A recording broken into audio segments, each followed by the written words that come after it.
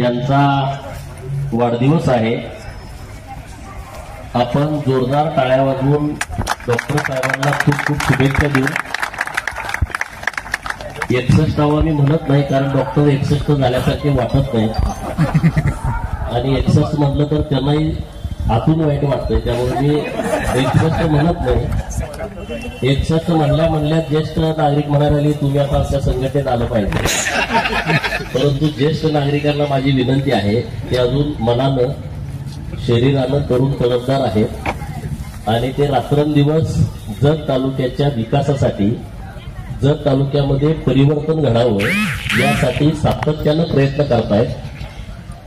Doctor तर ते नामांकित आहेतच, त्याबद्दल दुमत कुणाचं असायचं कारणच नाही. तुम्ही सगळेच नामांकित डॉक्टर समोर बसलेले आहात.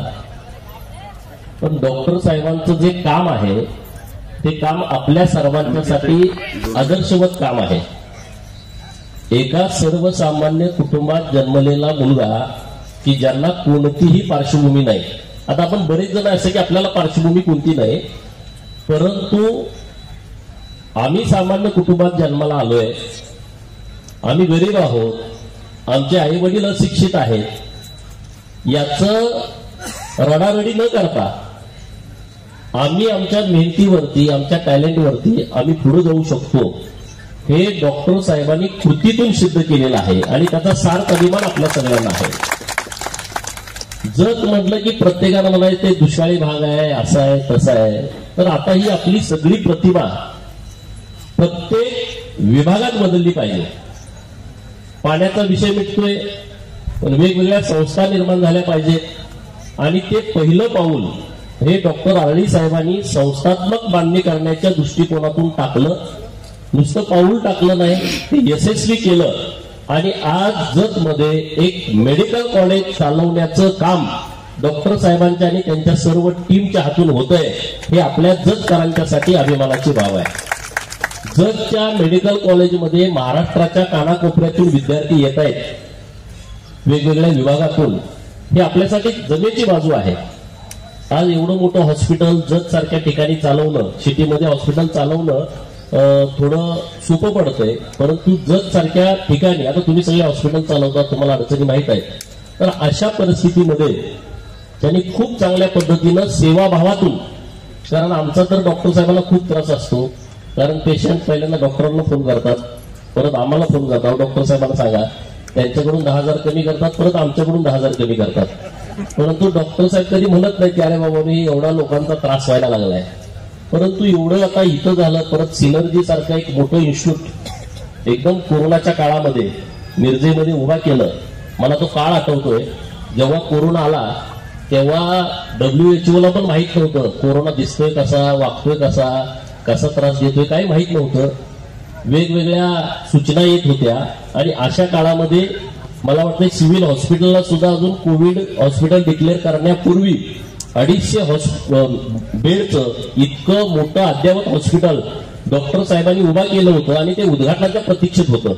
उद्घाटन करण्यापूर्वीच त्यांनी ते कोविडसाठी खुलं केलं आणि आज सांगली जिल्ह्यामधले अनेक पेशंट हे फक्त आणि फक्त सिनर्जी हॉस्पिटलमुळे जिवंत आहे. मी विश्वासानं सांगतोय, हे काही डॉक्टरांचं कौतुक करावं म्हणून मी ते बोलत नाही, कारण अनेक पेशंट हे सिनर्जीमध्ये ऍडमिट झाले आणि तिथला डेथ रेशो हा प्रचंड कमी होता.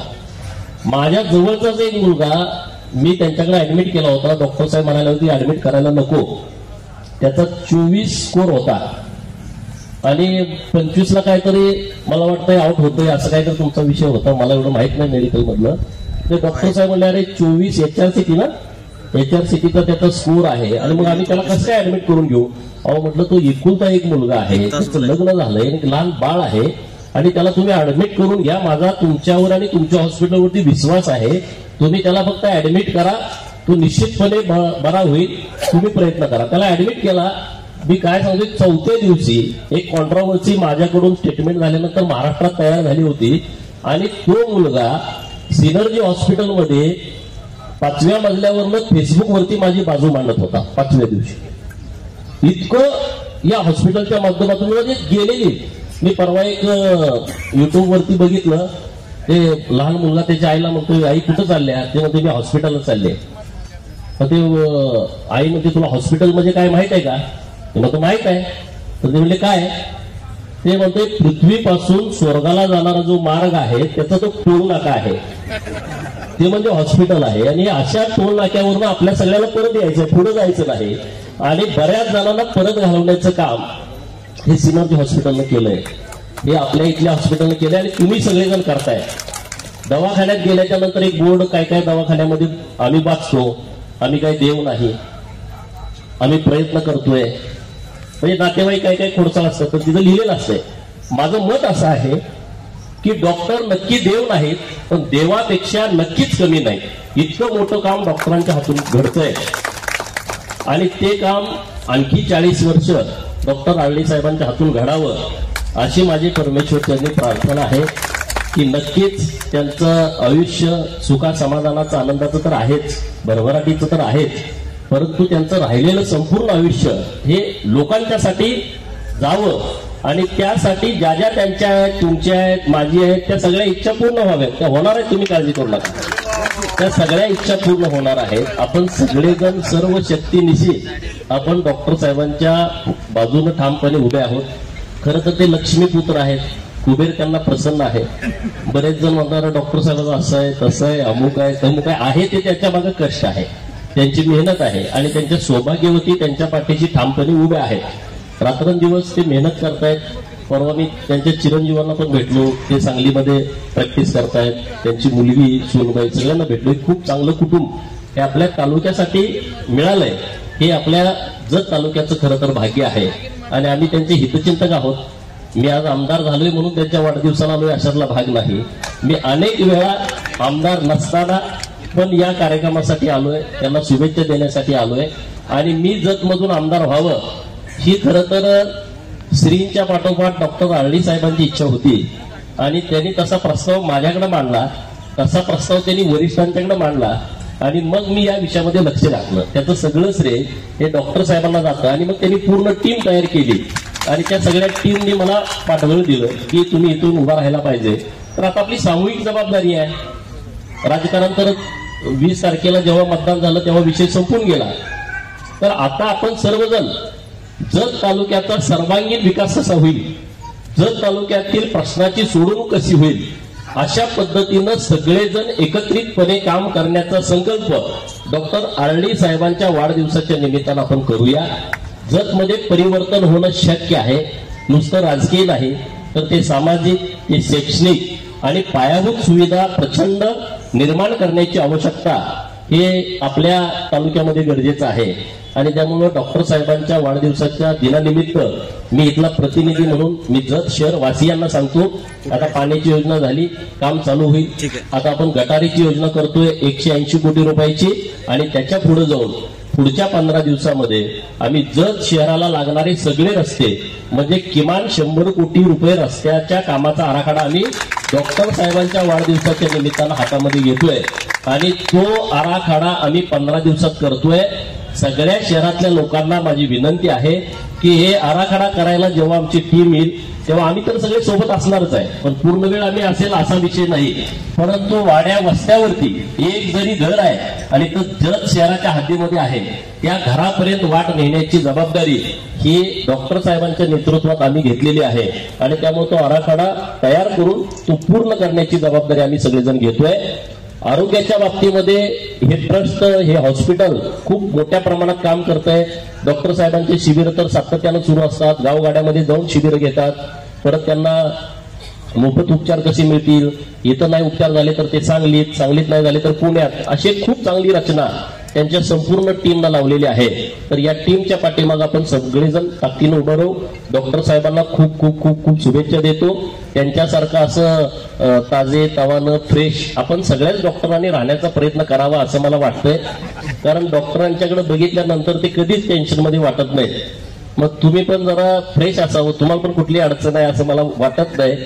हॉस्पिटल प्रत्येकाची कमी जास्त प्रमाणात चालत असतील, परंतु एक कशा पद्धतीनं राहायला पाहिजे, आपण समाज मनामध्ये आपलं घर कसं निर्माण करू शकू असं एक वेगळं व्यक्तिमत्व हे डॉक्टर साहेबांचं आपल्या सगळ्यांना अनुभवायला मिळतंय. ते राजकारणी पण आहेत, ते एकदम सरळ मार्गी राजकारणी आहेत. ते राजकारणातले तिढे त्यांना कळत नाहीत, ते तिढे टाकत नाहीत. जेवढी लोक त्यांच्याकडे येतात त्या सगळ्यांचं ऐकून घेतात. गंडवणारी पण येतात, फसवणारी पण येतात आणि त्यांना सपोर्ट करणारी पण येतात. त्या सगळ्यांना माहित आहे डॉक्टर सरळ माणूस आहे, त्यांना काय सांगितलं तसं 100% करतंय आणि त्यामुळे डॉक्टर साहेबांच्याकडून कामं ती लोक करून घेतात. पण त्याचा त्यांना कधी पश्चाताप होत नाही. जेव्हा एखादा माणूस सरळ वागतो, त्याच्या मनामध्ये किंतु परंतु नसतो, त्या माणसाच्या आयुष्यामध्ये कधीच पश्चाताप करावा लागत नाही. आपण एखादी गोष्ट खोटी बोललो तर ती ठरवून बोलावी लागते, त्याच्यावरती विचार करावा लागतो. तर आपल्याला एखादं खरं काम करायचं आहे, खरं बोलायचं आहे, आपल्याला विचार करावा लागत नाही. पुढचा माणूस काय हेतून आपल्याकडे येतोय याच्याशी आपलं देणं घेणं नाही, परंतु तो आपल्याकडे आलाय आणि त्याला आपली मदत पाहिजे, हे डॉक्टर साहेबांची नेहमी भूमिका असते. आणि ते त्या पद्धतीनं वागतात, त्या पद्धतीनं बोलतात आणि त्या पद्धतीनंच कृती करतात. त्यामुळे ते सगळ्यांना हवेसे वाटतात. आता त्यांना मागं मॅडम निवडणुकीमध्ये पराभूत झाल्या होत्या. 2017 झाली निवडणूक, 17ला. आणि डॉक्टर साहेबांच्याकडून शहरातल्या पण लोकांच्या अपेक्षा होत्या. निश्चितपणे आता आम्ही भारतीय जनता पार्टी ही संपूर्ण डॉक्टर आरडी साहेबांच्या सोबत ताकदीनं उभी आहे. जिथं कुठं चांगली संधी मिळेल, ते वरचा विषय तर आहेच, तो आता तुम्ही मला इथलं काढलं तिकडचं काय असं काय नाही, तिकडचा विषय तर आपला क्लेमच आहे. आपण वरिष्ठांच्याकडे पूर्ण क्षमतेनं ताकद लावली, विनंती केलेली आहे. परंतु जत शहरासाठी, जत ग्रामीण भागासाठी हे कुटुंब सक्रिय राजकारणामध्ये, सक्रिय समाजकारणामध्ये असणं हे तालुक्याच्या हिताचं आहे. कारण एखाद्या माणसाचं पोट भरलं का तो परत जेवण करत नाही, बरोबर. आपली संस्कृती पूर्णपणे वेगळी आहे. आपली भारतीय संस्कृती आपण कशाला म्हणतो की एखाद्याच्या टोपल्यामध्ये एक भाकरी आहे आणि त्या व्यक्तीला एकाच भाकरीची भूक आहे, मग त्याला ती एक भाकरी खाल्ली, विषय संपला. त्याला म्हणायचं प्रकृती. एखाद्या टोपल्यामध्ये एक भाकरी आहे, आम्ही 2 जण आहोत, दोघाला भूक लागली आहे, परंतु एक जणाला अर्धी भाकरीची भूक आहे, मला अर्धी भाकरीची भूक आहे. पण असं असताना तो एकटा जणच एकच भाकरी खाऊन टाकतोय, दुसऱ्याला उपाशी ठेवतोय. ही आहे विकृती. आणि टोपल्यामध्ये एक भाकरी आहे आणि तिथं 4 जण लोक उपस्थित आहेत, त्यांना एक भाकरीची भूक आहे, पण तरी सुद्धा ते पाव भाग भाकरीचा करतायत, म्हणजे आपल्या भाषेमध्ये चतकोर करतायत आणि ते 4 जण खातायत. त्याला म्हणायची भारतीय संस्कृती. अशा भारतीय संस्कृतीमध्ये डॉक्टर साहेबांचं कुटुंब वाढलेलं आहे आणि ते पूर्ण समाधानी आहेत. राजकारणातून वैयक्तिक त्यांना काही मिळवायचं नाही, काहीतरी त्यांना मिळवायचं आहे, काहीतरी त्यांना भ्रष्टाचार करायचा आहे. म्हणून अशीच लोक आपल्याला जतसाठी असणं अत्यंत महत्वाचं आहे. आणि त्यामुळे आम्ही त्यांच्या नेतृत्वात काम करतोय, हे भाषणात सांगण्यासाठी नाही, ही खरी वस्तुस्थिती आहे आणि ती वारंवार तुमच्या लक्षात येईल. आणि डॉक्टर साहेबांच्या नेतृत्वामध्ये आपण संपूर्ण तालुक्यात एक चांगलं विकासात्मक मॉडेल करायचं आम्ही निश्चित केलंय. परवा तुम्ही बघितलं की आम्ही विधानसभेला शब्द दिला होता की आम्ही एक MIDC पंचतारांकित आणणार. लोक आम्हाला टीका करा, अरे असं कुठं असते, हे छापून आणतात का काय, ते तुम्ही ऑर्डर सरकारच्या एवढ्या फास्ट कसं काय होऊ शकतं. तर मागच्या 3 दिवसापूर्वी MIDC विभागानं जाहिरात पण दिली की या महाराष्ट्रातले, देशातले किंवा जगभरातले जे उद्योगपती इच्छुक आहेत, ज्यांना उमदीमध्ये एखादा कारखाना काढायचा आहे, त्यांनी आमच्याकडे 30 तारखेपर्यंत ऍप्लिकेशन, 30 दिवसामध्ये ऍप्लिकेशन द्यावे. आता बघा 1 वर्षाचा वेळ आम्ही वाचवलाय. प्रांताची नेमणूक करणं, कलेक्टरनी जमिनीचे दर निश्चित करणं, प्रांतांनी शेतकऱ्यांशी बोलणं आणि मग जमिनी खरेदी करणं, मग पायाभूत सुविधा तयार करणं, मग जाहिरात देणं. त्याच्या अगोदरच आपण जाहिरात देतोय. हे डॉक्टर साहेबांच्या वाढदिवसा निमित्तानं गिफ्टच आहे असं म्हटलं तर काही हरकत नाही डॉक्टर साहेब. आणि मी परत लगेच ते जाहिरात घेतली आणि साहेबांना जाऊन भेटलो. साहेब म्हणलं आता जाहिरात दिली आहे, मला तुम्ही प्रकल्प द्या. ठीक आहे म्हटलंय. मग त्यांनी त्यांचे जे OSD आहेत त्यांना जोडून दिलं. मी त्यांना जाऊन भेटलो. त्यांनी मला परत मंगळवारी बुधवारी बोलवलंय आणि मला विश्वास आहे की देवाभाऊ एक चांगला प्रकल्प जतसाठी देतील. आणि हीच आपली प्रार्थना आहे की जतसाठी एक चांगला इंटरनॅशनल प्रकल्प मिळावा आणि त्या प्रकल्पाच्या माध्यमातून जत मधल्या तरुण मुलांच्या जीवनामध्ये प्रचंड कायापालट व्हावा असा प्रयत्न डॉक्टर साहेबांचा आहे, माझा आहे, संजयरावचा आहे. आणि हे तुम्हाला कळावं, हे तुम्हाला माहिती असावं. तुम्ही आम्हाला मतदान दिले तर अरे हे काय करतायत तर नुसतं आम्हाला गंडवलं असं होता कामा नये. आणि त्यामुळे डॉक्टर साहेबांच्या आजच्या या वाढदिवसाच्या दिनानिमित्त आम्ही काही संकल्प जे करतोय शहरासाठी आणि जत ग्रामीणसाठी, ते निश्चितपणे पुढच्या वाढदिवसाच्या अगोदर आम्ही सगळे संकल्प पूर्ण करू हा शब्द मी वाढदिवसाच्या निमित्तानं तुम्हाला सर्वांना देतो आणि परत एकदा डॉक्टर साहेबांना खूप खूप शुभेच्छा देतो आणि थांबतो. विशेषतः